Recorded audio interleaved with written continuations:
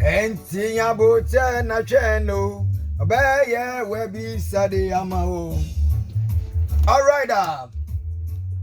Trying say ochen abrabo kra no adebia wo ne ber. Enti ochen yade ehu hia nkasa. Enti de oida na yenya gidi wasafu Awurade mu. Na yenya gidi obeye yene bisade yina ajama hen.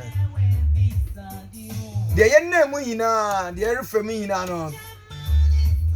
Se yenya gidi ne ye twena obechem waso yenso yendo. Ko oche Emerson hippopotamus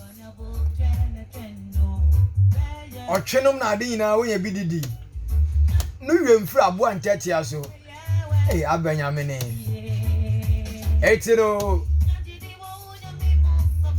de ya ne ye gidi wasafu Awurade enim bol ade yankopon totobo nsu aneku afu yankopon no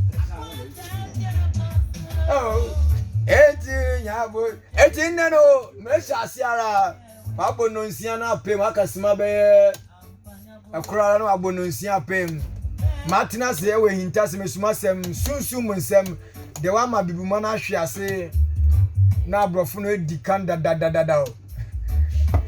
driver taxi driver bi amene baro bi say na aba juma na sabiari na bi say aba de just baby what say now block traffic no na nke papa infom gu o mayen but still baby odi atudu na nke yehu there ya wo hare no still o hwa no nenam na me say that is bibini for you ya na dwene su why today first na man bo say big boy man bo say what a man bo ma na say gbo no say ko won kase ma na ade wom no lusa ebo no wa monchuma ye kitikiti bi dam na bifu ye na adwente ade ye ya ye wo kire na na ye nua wo be kire na na ye on na ye ne ye no aban ye ne wa ye nde Jimmy Dama ediri yakoba me osofo me oba me unua na me osofe the president of truth evangelist pastor Ayibako Fini ete yabote twen no obeye bisade biara ma and the question is so simple atem didi oye boni ana do am better me Jimmy nkoti na bifu ye Jimmy na oye boni ana aye komo jisino etero aye boni ana achirem oye boni so na achirem so simple that program enya baby aye wa iku nanim ne ye mia amowonya kona wuntem 0549332016 awusu bobo wrem mese atem didi ye boni ana anya boni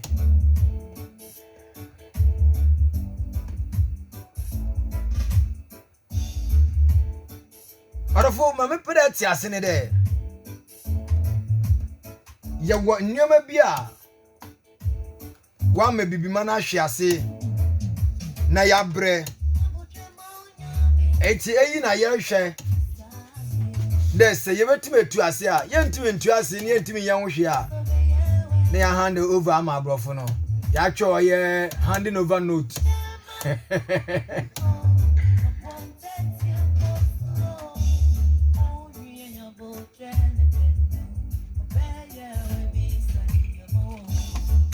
Hello. Hello, good evening. Very good evening, Madam Zakani. Why you me pepesa arobashe oyebonia? Yoko. Na mpata se Bible said wunna na wajini. Ama wonder what. Na the master mu na me kwesha elibisa no. Sunkuba na won. Bible says there enna anejano mama won yo won mama fama no won renho. A question I may be Santino, why do you child? No, your question connected to this. You can't ask me a question, sister. Brother, in your crowd, I never you made in the me.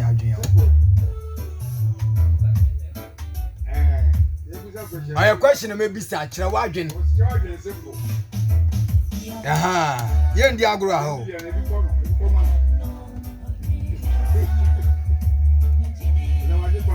Oya bonne, oya bonne, abenti oya bonne naka. Oya bonne, abenti oya bonne naka.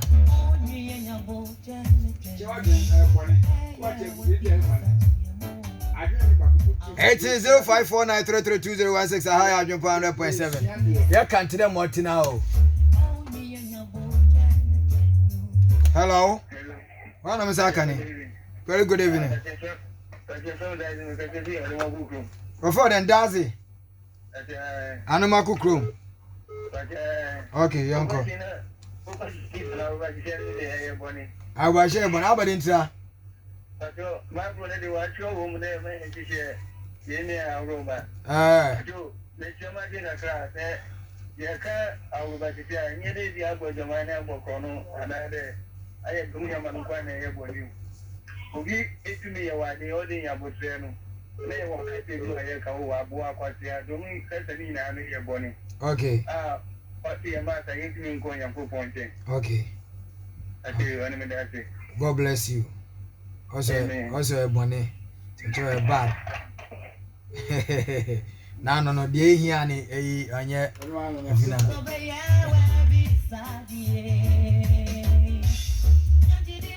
Hello. So forever. One of Sakani. I think Google is joking. I can't quit. So forever. I make Marco Pad and Gayabo. I have one new one. Oh, yeah, Bonnie Bakuba. I didn't know your bonnet. So forever. They say your progress is going to know where. Until I may be some, if you know your better now, sit him, Bisa. No be a channel. Okay, also on your bonnet. Hello. Very good evening, I'm Sakani. I'll be sure your bonnet and your bonnet. I will be saying a bonnet and you have a father, I have a father. I don't make a day. Maybe a bonnet in who was saying a bonnet have grown. I will be your film. I'll be sure to offend the agro. I shall ban a share. I have bonnet. Okay. Mama Fubua. Okay. Young Fubua. Hello. Hello, good evening. Very good evening, I'm Sakani. Mr. Brown, Brown Akon. We are seeing a Bonidia. Yes, Bonidia. Let's say Bonidia. Of I said, I'm working on I did ask you. That will quite say, also, over. This would cost our bank to know. Only what of us here. A few of us here. I'll be a statement. And I want to win the answer. What I say, you know, go that's secret meeting. Now, almost say a Oh. Hello. What am I Sakani? Nana travel, uncle. But I will be saying, I am very terrible. That was a baby wishing that I share another record. Okay. What can I have a share of banana? So that balance that will uncle my son.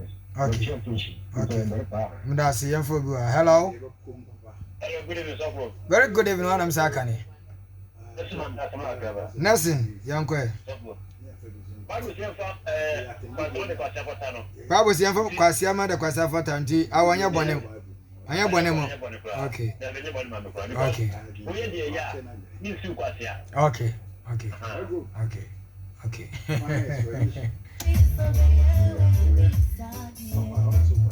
All right, eti yagudo. Ma memfa kakra memfa be enuma kan we wa. Aruba share ye bone a. Ano ye bone.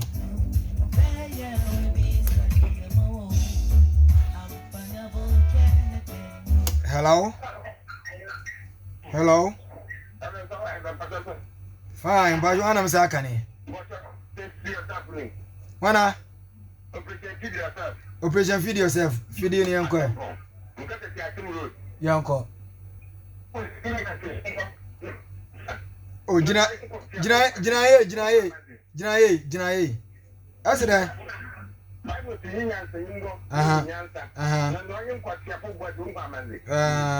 Nti so o mmiri bia ma Bible be mo o de kasa. Nti the Bible say o what happen go mmiri nta ko nda ta ko nda ko be sen baby e baby sin ye.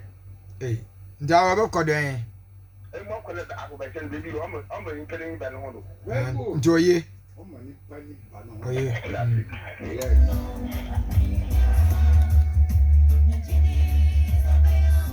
Hello. Hello. Ana misa kani. Monica. Monica. Uh-huh.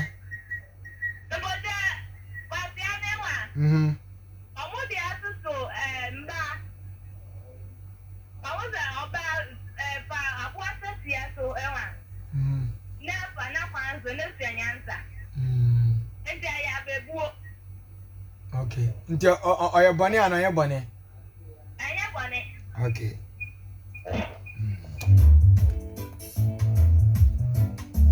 What's your betting my boy room 0549332016?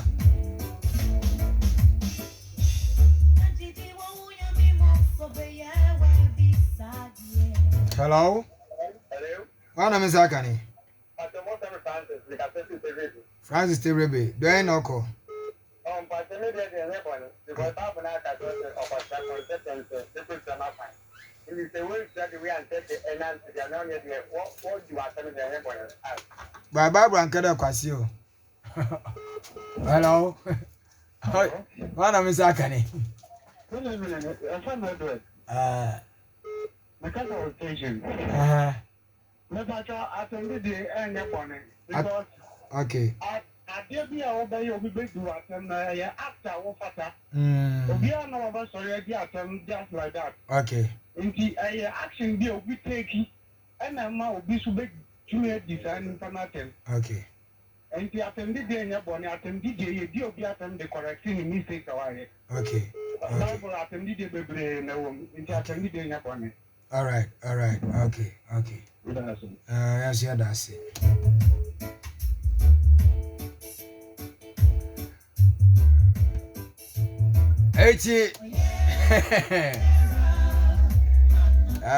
Manfree as last caller. Hello. Good evening. Very good evening, one I'm Saka. But your man and one who come and with you. But your one kind of Bible and content, but your progress and the no. One was in your I see one kind of quadruple, yeah. But quadruple be also a question. But you two, or what you know, what you are, and you might be brave. Ubi ai wadina everything there or kwasia another better say aroma say yankado your question be say yankado ubi ai wadina listen there kwasia no yes kwa aroba shankasa no or your boni and your boni aroba shene dey or your boni and kasa okay yeah that's okay ete aha me dey afrefo no resi na yakwa kwahye dwumedi na ase no chede ye de bibia or church or the church do dama na ye de ama because ye kwahwe nuam e bro today ye dey bu ya matufo me bisa so bu ya matufo na tum na ya hwe because in the odi yesua de bi amede to me no me hu de kwasia anya orbahye ana de serve e sha hoba anya bone o depend de nimpa na ye. Sometimes you team catch on there, my kwasia de o. No chere was that's I bone. Because I idea I am kwasia de team catch the master me made him kwasia sempa. Made him more sempa. The madia me ye di. Ewa etelo say one kasa crash on wa oba abadi na chere. I di more sem say I di more sem edi kwasia sem na obi catch o there aba nkwasa sem ne aba mu asem ne dia aba jimi sem ne dia ne bone a wom ne wanfa chada sia ye na bibifo no ye de respect no ya mo why over intino se obi le ya de onya ye ntimi nka chen there ade ali ye ya bro fun be Charlie my friend don't be stupid man don't be stupid man. Yeah, my friend. Stop, girl, you gotta stop that fucking things, man. I tell them, Jad, I'm quite seven of them was him, Jad. You know, we are see. We are see.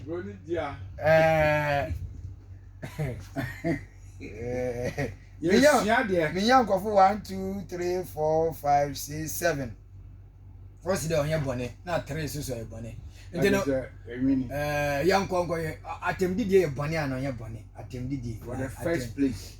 Attempt Didier and your bonnet. I didn't know your bonnet because I didn't and your bonnet say the whole way.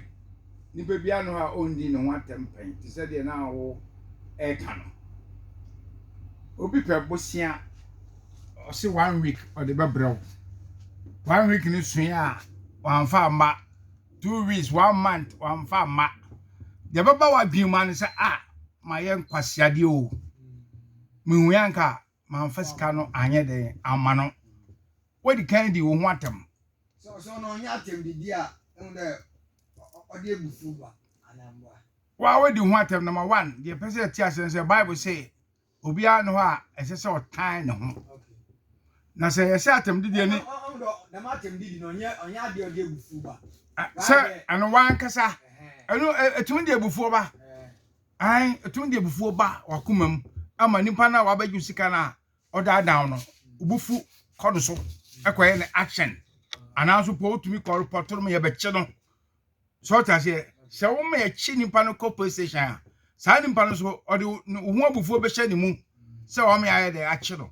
ndi for the first place now one kasa we do hu atem sa ma ye nkwasiade wa na ma ye gimidi no edi abufuo be hye wakoma mu nkwasiade na one kasa wo ka wo ho no e che se menjeja ho ma nipa na wabaju sika no pese o ye de otua no ndi dedi kan no atem di nse bone a anka mpie wo Bible mu atem di nse bone a anka mpie wo Bible mo yendi kan assembly wo Bible ne bone bebre pie wo bone bebre pie wo but bone no ho na eye bone no wo se atem di ye bone a aka mpie wo Bible mo ese Yesu Kristo di atem ka cha se Yakobon so di atem wo Bible no bebre quotation bebre a echesa atem di wo Bible mo na nipa bia obekasa atem di eye bone bia no ye chenze sa nipa no onye ready so obesesa ni suban because atem didie we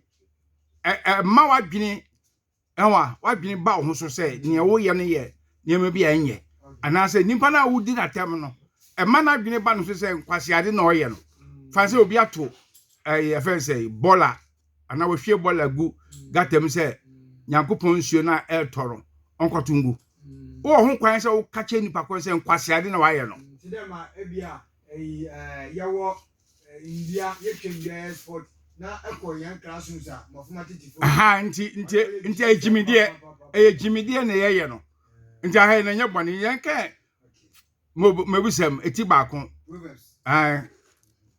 eti baako nti twem nso Proverbs 1:7 ya o se ewurade suro ene nimdie mfitiase ejimifo bunyansa ene ncheche enimtia ewurade suro ene nimdie mfitiase na ejimifo no mo bunyansa ne ncheche no enimtia o Bible mo Yakobon no num asem ndi ene nimdie mfitiase anase nyansa mfitiase na omo majimi no omo bu nyansa ene ncheche na o Bible no mo enimtia number 1 Bible say my ensisi nti se uye obi a wabie adwuma anase adwuma no ponya won wabie brodi na abie adwuma no ose bosome bia no yebema waka bia 200 million ana wakọ hono gale dia be che boni se aha de gale ne yedi o sokins enti wo ma no 2 million kra is enough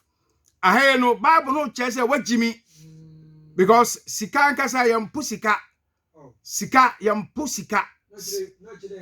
sika manipanya good living who ska obetuma esi wan kasa flat kitchen wom yazi minje wanu enda mko program ba money be hot hwe na ka Bible aka ho asem if me tawa na me kra wosu mu na I want them by force Yan hwe de Bible no aka. Osenkafo ho. Eti edu. Ne nchichemu edu nkron. Ose Ecclesiastes chapter number 10 verse 19. Okay. Ose sirienti ana osiesie aduane. Na nsa ma atiasefo enije. Na sika ena ye ade nyina. Nipa bia pa okra chi sika mpo no wagimi. Sika na ye ade nyina ye ma sika 200 million na wo ka kye broni ni sa ha de ye ndi sika kase sa. Na wiase so obi ka kye se sika se nipa sa nipa no wasan abodam. Sika nse nipa. Sika ye nipa yie.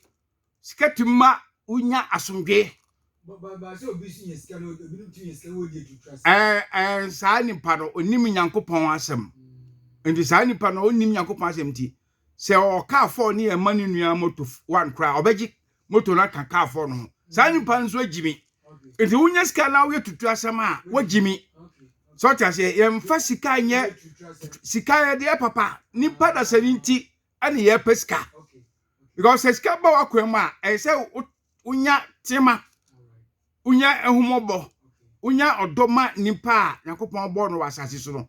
That is why I can 1 John chapter 3 verse 17 o say de owo wiase asetna de na ohunu nua se ehia no na obo na timode no nyame som no eyekwa ndi se obi ka se o se sika owe ese nipa sa nipa no boa nipa na ka se na dwene ena o ma sika se no sika nse nipa sika se nipa de zanka obi anko pesika because o for shape hwe kwatenti aboji kwatenti ebinim kwa ye why o moto apum se o so obekọ na sika na se nipa ani na taw mem he na ense we na wutu kwa aboji ko pesika Ani ko na ke sika se nipa ke ya ye run down they just can say nipa ade na se o kwa hwe no Bible say ye mboro nhwehwe ne tisa akra de ayede ehunta aka say sika enye body tie mo unu sika na aka say sika no do so a Bible just say why dey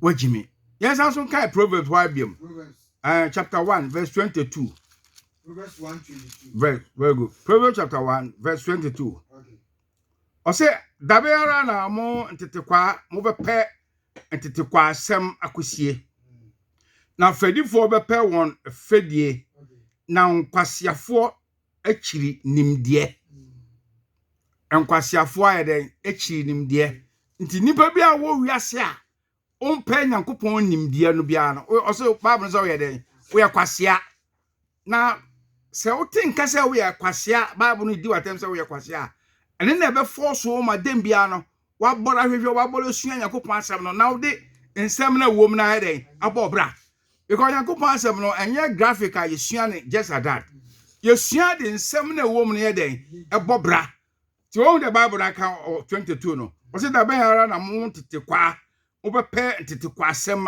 akosie na afadifo bepe won afadie na nkwasiafo achirimde nti atemde de o Bible mu nkwasiafo ompenim de bia nkwasiafo nti wo ye bibifo po wo generalize na ye penim de it means ye nkwasiafo up to now ai asa nti ye nkwasiafo nti so tas ye wo san so ka Proverbs chapter 13 verse 20 a wo se woni nyansafo mbo 13 verse 20 go and go for friend one kade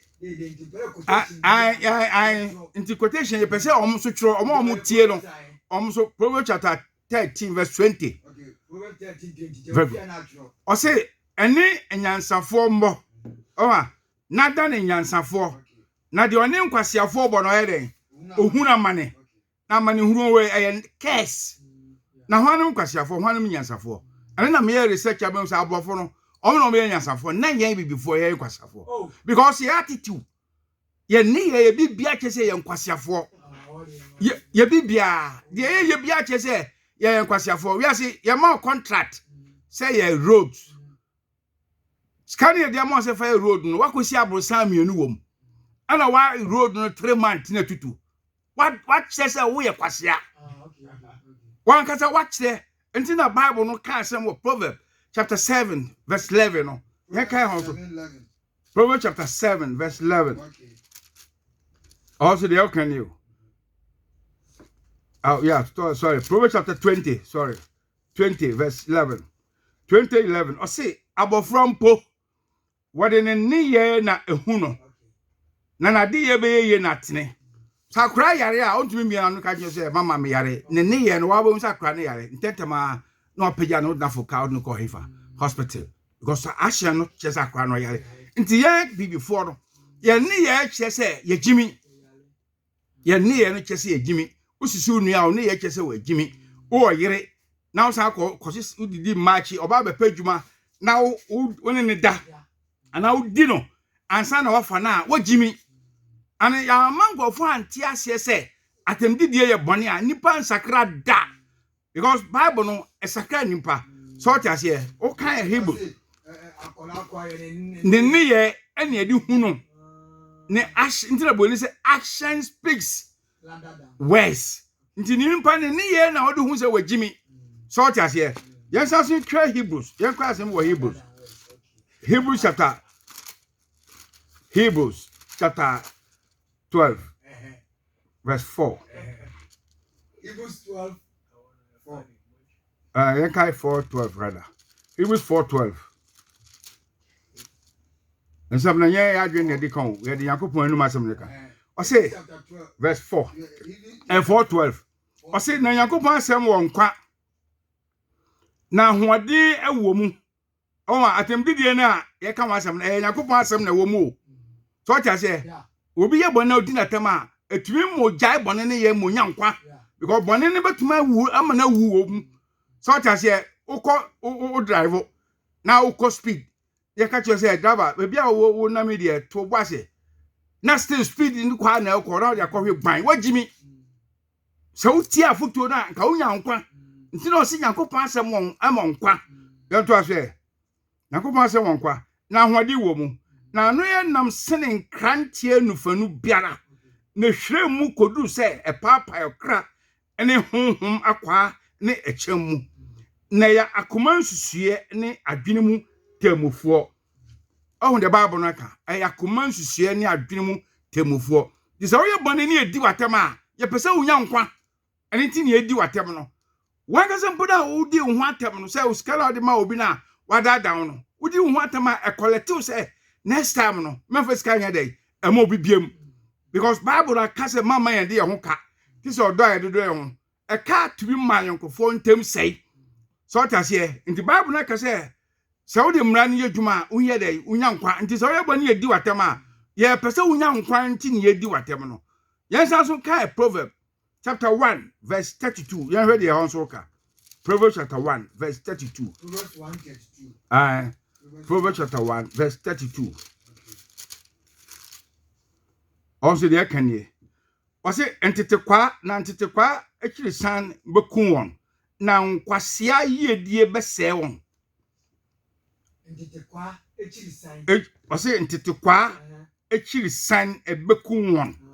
Na nkwasia yedie oma na nkwasia yedie bese won ndikwa means obi onim Nyankopon asem bia no very good oye tetekwa enti na Bible say so ti ase onitifo hunu bone ebeba na ode ne ho ahunta na de oye tetekwa no fam no nya asekwe asa odi anwia kogu ka kwanche baabi na unim se baabi odi anwia na gu no enye ebetuma ma accident asi na wan back ya anwia na watna ho ama accident asi ansa na ko back anwia no wo ye kwasia wajimi so ta se sa nimpa no kra no oye jimi oye kwasia nko 12 o kan jejentwie o kan proverb Psalm 14 verse 1 o se jejentwie sina koma mu se Yakobon bia anya den ani ho enti nipa wo ne na wo dane awuda yankai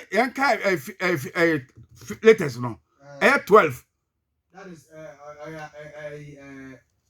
Bakubia stand for kwasia one letter bia stand for kwasia one letter bia stand for kwasia tu kabo mo kwasia nko 12 ora opa kan letters no ha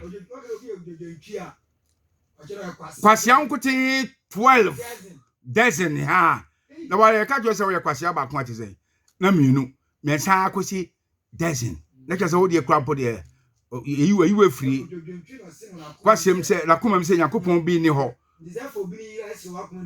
ai sa na sam tie ntu we jejentwe kwasi anko 12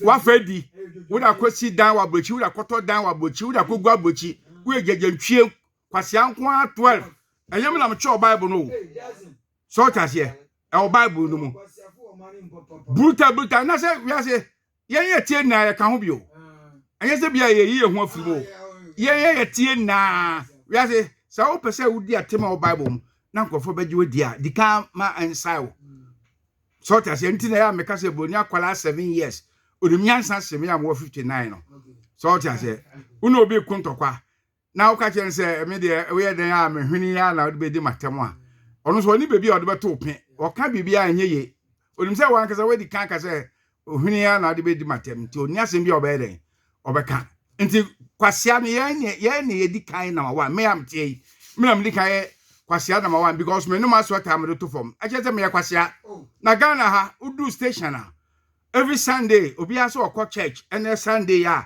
obi akọ church ekọwe station enwura egu ho na wa wuja enwura ho se mekọ chapra wadwe ni nyadwuma what I say wadwe ni enyadwuma na nse ye se oba bi ato ni madam so okọ chapro ana ni money na ayede ahye. I'm not saying say mo onko chapro so what I say but Bible says safety first, don't accept the second best. Waja o maho ese wo okọ chapro na umani now by a jato if you woman and nashi. Such a woman unimyansa. So what I say. Into okay Proverbs chapter 14 verse 1 yanka husband here. Proverbs 14:1. Yeah. I say oba nyansafo si ne fie. Na oba kwasia de ode ne nsa dwiri ne de agu. Oba nyansafo si ne fie. E mama na si fie. E na si dan. Oba onsi fie onsi dan. Na ede no se obanya safo si ne fie. Efie ne nimpa na wa produce aba wiase no. Nimpa stand for efie. So what I say, enti se unim nyansa mpa unloko o dan. Enjan kwala no ho because bibia betuma si. Na o jan kwala se enkwala mpo de se odu omko. Enkwala nkasa because very good because Bible said Chirabofra kwan a onfa so onyina wan ye den when free ho I saw them kwaso and I saw them bako ja obi na watu ponu mo agyankwala no wodan mo nkwala 4 na ahia we jejentwie kwasia nko ade 12 so wansem no yes yensan so kan Bible no bi person nkofo tie ase atemdie no e wo Bible mu enye ya dwen ne de ka dabiri enya bone equality very good wajimi so what I say aponche nam no ne neko okona no ne ko na won nimpa yakofo abo se nsaso ukuta ahwede ukona na oweko chemi difference e wom difference bi anim mumienu na mu ya mo ba o ye nimpa mu moa so what I say wo ye nimpa mu aboa na aboa no na be sisa osuman atemde de shepa what say de pan ya de awo ane na be san suban na yesi empatem didie enti ne yantumi sisa ne yantumi so sisa suban da so what I say yes I'm sure Proverbs chapter 2 verse 16 to 17 I say Proverbs 2:16 to 17. Proverbs chapter 2 verse 16 to 17 ya hwe asem wo o say na eyiwe free oba sansani nsem oba sansani tansani ekaze obi esa oba we o sansani a ayatem didie o say na eyiwe free oba sansani nsem if oba sansani oka adokodoko sem no nsem odo na wapo ne mranti bremu ekunu na ne wire efri ni nyankopon o say odo na wapo de ne mranti bremu ekunu nti ze wo oba na obedan prostitute debia uchesi mema Bible no didi wasem say uye sansani na e ka cho oba so e sansene a ye di watem e wo Bible no mu nti bobra so Nyankopɔn ni yen kan che o se wo ye nyansani ba ti se Bible no ka se oba nyansafo esi ne fie no oba kwasea de odinsa dwiri ni de agu so ta se o mranti bremu kunu wapo na wo ne na emema so ta se last minute no bo se na wunya ba ma bia ma wan de onwaro we nyinsan agu sa afa last minute na wo ware na ope ba na afa e ba ne ma na wo de akohye unana se unana na eyo na so e wa kasa na wo ye ho so ta se nti Bible no di atem se oba sansani ti oba o sansani yo ba o chima mema so even at all oba o ni ukunu da na ukunu be di ukura o baka chen se wa nto lace am wa ompre no wa che se o ye prostitute woman wa ton ho ma ukunu because ukunu abe waro o no te oba be di wa o se misima miskafa ndigwa wa fa maminti o diskar ma mi ansa na ma mo di me wa ton ho ma ukunu o ye prostitute woman na obi a oba o che se o ye prostitute bi ado jimi o ye kwasea ense o ton ho ma ukunu so tiase because wa be waro no te are na o ton ho ma do wa che se o ye sansani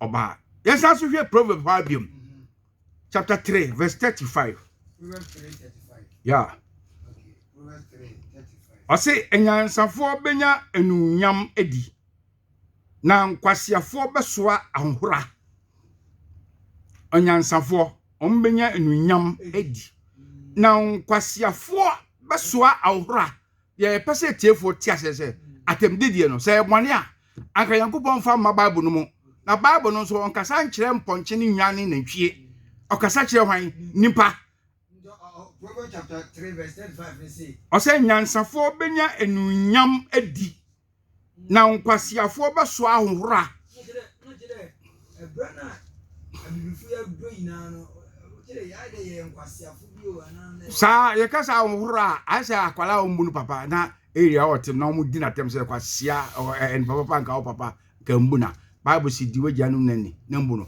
ya bibifo no ye jane abrofo enti so obebi adwuma na o hyemra ma no afa nya adwuma o pa kese wo ye kwasea nti na o mfa mra na nya den anya adwuma no so tiase giska koto fridge e wa kra na fabra fridge no wo kwaye ne yeton no be 4.5 million no waka kese so wan say on tro 8 million na balance of 3.5 no woni ne nya den enche wo ye kwasea wajimi so tiase wo ye kwasea wajimi na yentin ka se sa nkofo no agimi sa nkofo nso na yiska kese wo asol dem na so fo nso bone gine so it is because of sa so fo no nso na ni briska ni pa bia po ni briska wagimi we kwasea unim nyansa because sika ni kwase we ni bre because Bible say yewu ayen fa hwenko unya de obedi ni de obehye bebi a obeda mo ni ye de enso bia so ka se sika so eye sika ye yi ai ba memo ni briska tenio ye peska Bible say yempeska wan ka say yema ye nimbriska enti no say nsa anya adwuma no ene kwa say oyede odidi adwuma na obeye no ne ma wo aketua amonya bi da kotoduane de bi atade ahye edi bi ama wo ye no ma so ta say ba woni brea na ke say why dey wagimi enti ani bre ho asem ne ka yen ka say skape eye bone ani bre na enye papa na kopon pe ani bre ano na me che say yan bibifo no ye ni brade ye ni bre sika nti ebia ya soma o e wo adwuma mu aha ye ebia Mike ne go na 2000 very good wo ko ye no ya tesu fi aye 1005 aha wo say oh ye 2000 aha go dey 2500 very good na me ko na ye scan kind of can me the part nipa na otisa na wagimi oye kwasea so tasie wonya kwasea nka wonya ade Yakobon pe ndi na start no Proverbs chapter 1 verse 7 no say Yakobon suro ene nimde mfiti ase na jimifo no ebu nyansa ne ncheche nimtia Bible na ye kenkan no say mama ye ndi atro na atro no wadi no o asem no ade ne 3.5 also want 8 million na ye nche balance of 3.5 no wadi atro o tasie na obi odi atro bi anso sa nipa no o ye wudini sisi a o tro sisi obi ka chese o ye wudini a o de me kwa hwie enti ne na wada na di no chese o ye wudini enya wudi enkwa se o de sika ato obi mene atwa yen kan Proverbs chapter 23 o ye wudini Proverbs chapter 23. Yeah. 3 verse 1. Yeah, can on here. Mebusam etie duonu miensa. Nsem na ye ka no. Bible mu asem ne ye ka. Enye yankase adwen ne ye de ka. Ana yambo obi adin se kwasi manu ya mensa teacher amoako. Yambo obi adin ye ka no general nti onni ye na wo de na di no e che se wagimi a. Ana na asesa na ifiri ejimi ni mu na brade mu nyansam. Yan Proverbs chapter 23 verse 1. Or say 1 and 2. Or say what tenase ne obrimpon rebedi dia susu de ewo wanim ne ho yie na se wo ye odifuri pefo a etisa wo de sekan reto minimu wo ye obi a wo ye greedy wo ye difuri pefo a o se etisa wo de sekan de na se wo nye difuri pefo a wo ye adwuma ye tua wo ka ya moska se koto fridge wa krabla ade ne 3.5 waka che so one say onto 8 million so one so onto otro no ono so ye difuri pefo ono so etisa wo de sekan de etu nipa minimum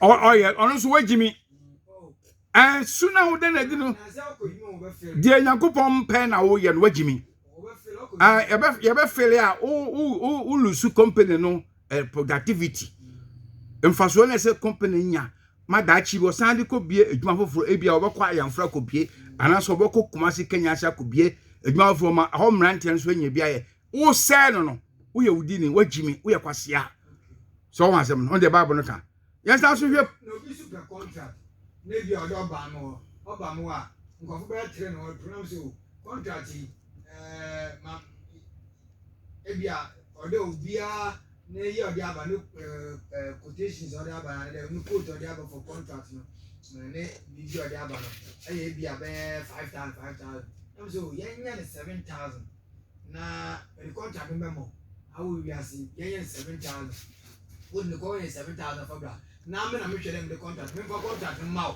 ewa na me ye den me yenche ina so ano so Jimmy for nkwasiafo Bible no mpesa anema no nti the Bible no pesa o chense ade bia enso Nyankopon ni a obeda na dibia no wo chese wa Jimmy wo ye kwasea eno you say enso Nyankopon ya friend ya to din say connection na connection papa ya to din say connection na wo ye Christian na wo ye sa ade na onye Christian reject won say free Nyankopon say because Nyankopon say ene mo say ruade na be cause right na mo do ye eja na pede na ene say men sisi unua ade bia onwa ye de wo kan Matthew 7:12 a wo say ade bia ye de ye wo a anye wo de no men fa nye unua se wo na adwuma na ye de a Matthew 7:12 say ya wo pese ye ma o ye sa fa ma sa na samtie so tia ye it is one to man yes ade now say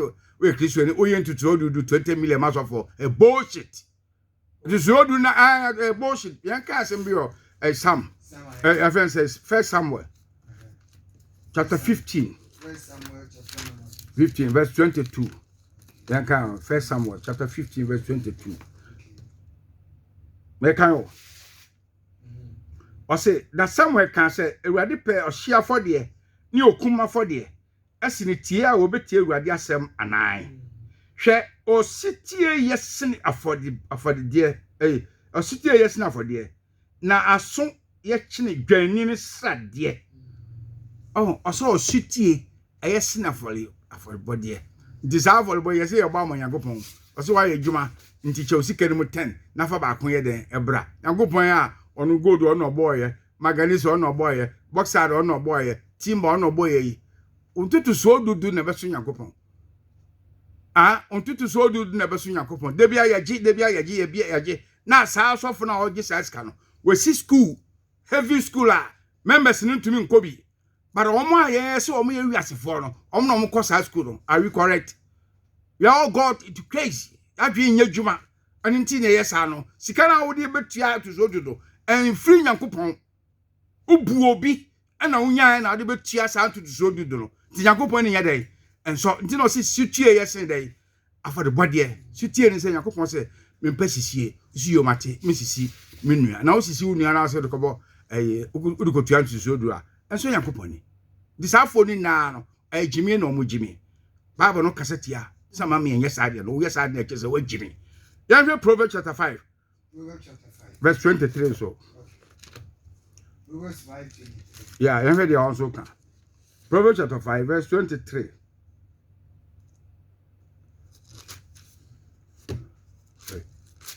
Proverbs chapter 5 verse 23 right there how they can you or say okwati atene inti obewu na na jeje ntwesam dodo nti obayira o say very osa be yusu jeje ntwe no wa abiem o say okwati atene nti obewu na na jeje ntwesam dodo nti obayira yen bibifo ya jeje ntwesam no dodo nti ya yira ani nti nam say ekotna America ya omo so betna ba kwese ho because the ye bia ye jejentwie ye ne no pa chese Nyankopon ye den oni ho enya so dem na wa kotan lo bi Nyankopon kwa according to Bible mo so nti aso dan na ye den sai den esi no so ta se nti ne bia ye den adi bia so Nyankopon ani bia no chese Nyankopon ni ho nti aba be dan hwan jejentwie na jejentwie so ni meaning ni se kwasianko ade 12 so ta se yes aso hwe pro reference Proverbs chapter 7 verse 22